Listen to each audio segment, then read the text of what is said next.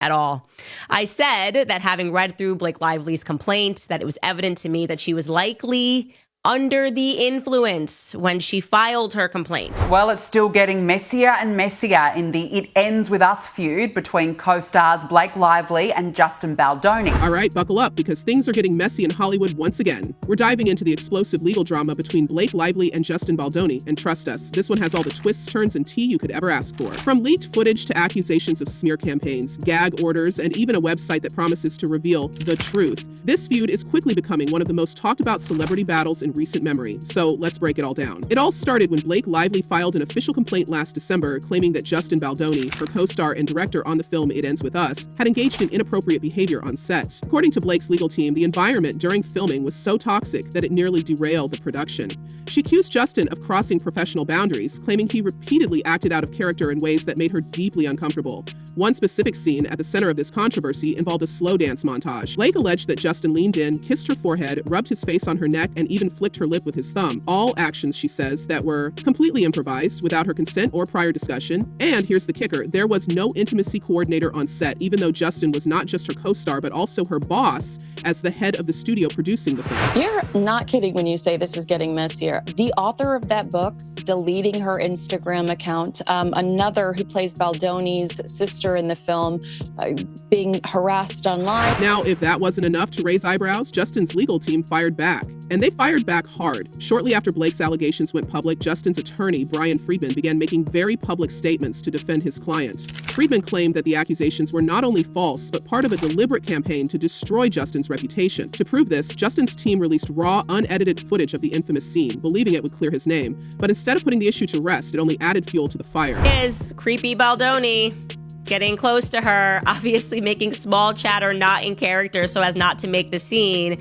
which didn't require dialogue, awkward. In the video, which Justin's team claims is a complete 3-take sequence from that day on set, Blake and Justin are seen slow dancing while extras mill around the background. At one point, Justin is heard jokingly asking, "Am I getting beard on you today?"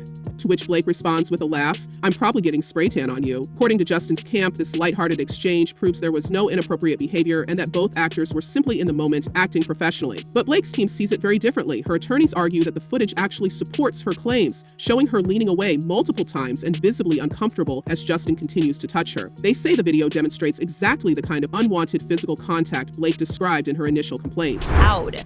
Literally, I'm just asking the question, like, how are women allowed to do this, to take something and to make it sound like you survived a because that's what it sounded like to the public. Blake's legal team wasted no time responding to the release of the footage. In a scathing letter to the court, they called it a damning piece of evidence that only reinforces her accusations. They also accused Justin and his lawyer of trying to manipulate public opinion by selectively leaking materials to the media instead of presenting them in court. And this is where things take an even more dramatic turn. Blake's lawyers are now demanding a gag order to stop Brian Friedman from making any more public statements about the case or releasing additional materials. They argue that Friedman's media blitz, including TV interviews, podcast appearances, and written statements, violates professional conduct rules and risks prejudicing the jury in what is shaping up to be a very public trial. They believe that it's a continuation of the smear campaign that Blake initially claims happened while they were promoting the film. But Justin's camp isn't backing down. In fact, they're doubling down. Sources close to Justin have described the gag order request as grossly unfair, pointing out that Blake herself went to the press first with her allegations. They also claim that Justin has suffered significant financial and professional losses because of this ordeal,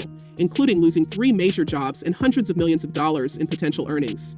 According to these sources, Justin is simply trying to clear his name by sharing text messages, videos, and other communications that, they say, paint a very different picture of what actually happened. One of the most significant allegations in Baldoni's lawsuit is that Lively sought to gain control over the editing process of the film. If you think this is the end of it, think again. Justin's team has announced plans to launch a website that will host all the evidence they've gathered, including emails, text messages, and additional footage from the set. They say the goal is to provide full transparency and let the public decide for themselves who's telling the truth. Of course, Blake's team is doing everything in their power to stop this from happening. They argue that the website is just another attempt to smear her reputation and intimidate her into dropping the case. Right? So Baldoni says this was all an effort to hijack the film to get her way. Lively claims she was the victim of harassment in a hostile work environment Not surprising. What makes this situation even more complicated is the precedent a website like this could set. Legal experts are already weighing in, pointing out that while releasing evidence to the public is not illegal, it's a highly unusual strategy. Most legal battles are fought within the confines of courtrooms, where evidence is presented under rules that ensure fairness and context. By taking things to the public, Justin's team is essentially bypassing those safeguards, risking further escalation of the conflict. Some experts worry that this could open the door for other high-profile cases to play out in a similar way, where public perception becomes just as important, if not more so, than the facts presented in court. Has denied all of these allegations. They have responded to this lawsuit saying, This move also raises questions about privacy.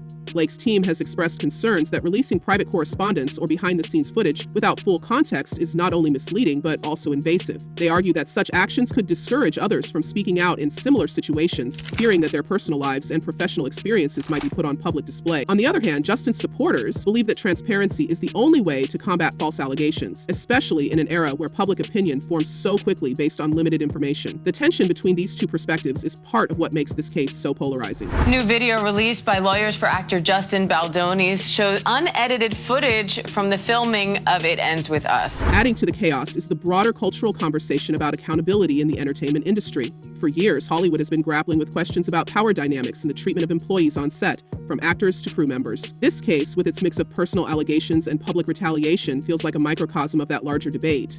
No matter how this ends, it's clear that the fallout will ripple far beyond Blake and Justin, forcing studios, directors, and performers to reconsider how they handle disputes and ensure safe working environments. Most of his career, he has been a major proponent of feminism, of healthy masculinity.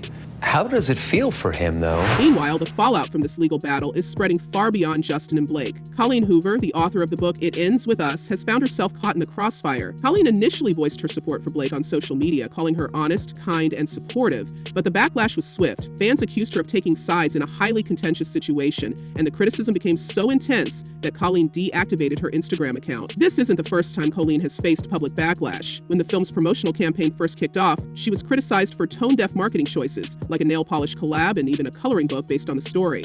Now, with this latest drama unfolding, it seems Colleen has decided to step away from the spotlight entirely, at least for now.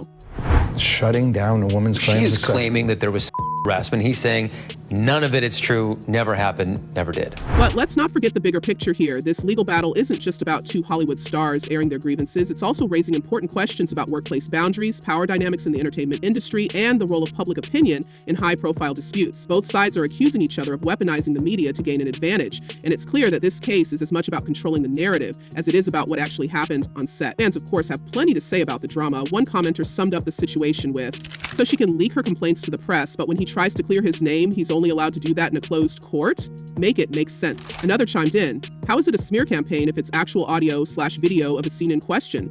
A smear campaign would have to involve lying." These reactions highlight the growing debate over whether Justin's team is crossing ethical lines or simply defending their client in a very public forum. And let's not forget the staggering amounts of money involved. Justin has filed a defamation lawsuit against Blake, her husband Ryan Reynolds, and her publicist, seeking damages of $400 million. He's also suing the New York Times for $250 million, accusing the newspaper of publishing a biased report based on Blake's narrative. Legal experts are divided on whether these numbers are realistic or just meant to grab headlines, but one thing is clear: this fight is going to be long, expensive, and very, very messy. Blake Lively's team says that in showing this video, they are blaming the victim here. They also say that they'd prefer litigating this in court rather than in the public sphere. So where does this leave us? At the moment, both sides are digging in their heels, and it doesn't look like there's going to be a resolution anytime soon. Blake's team is focused on keeping the case in court and away from the media, while Justin's team is determined to release more evidence to clear his name. And with every new development, the public is left to sift through the claims, counterclaims, and endless speculation. What do you think? Is Blake justified in asking for a gag order, or is Justin right to defend himself in the court of public opinion? And what about that website? Do you think it's a smart move, or is it only going to make things worse? Let us know your thoughts in the comments below. As always, stay tuned for more updates on this wild, ongoing saga. Until next time, take care and keep questioning everything.